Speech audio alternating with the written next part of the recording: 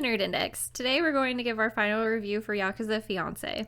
The show has some mature themes because they get fairly gritty regarding the Yakuza instead of glossing over or romanticizing it.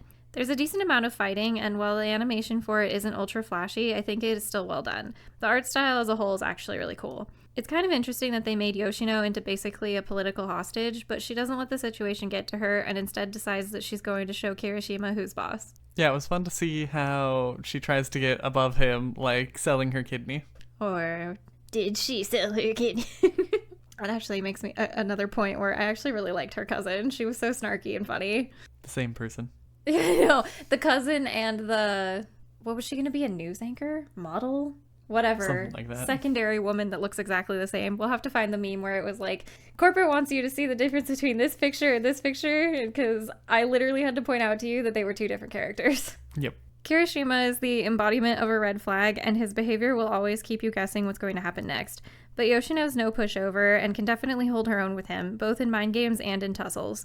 In a story full of big personalities, she doesn't get lost. I think their love triangle with Shoma is interesting because Yoshino doesn't seem to be in love with either of them instead of the usual dynamic of a girl not being able to decide because her heart is torn between two people.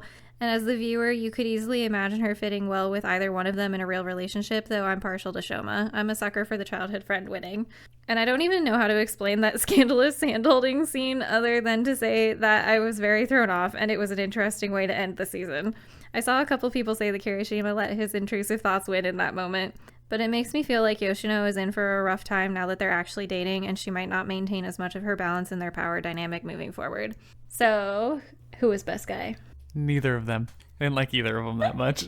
Obviously, for most people, this isn't people that you would pick from anyway, so Shoma has less problems.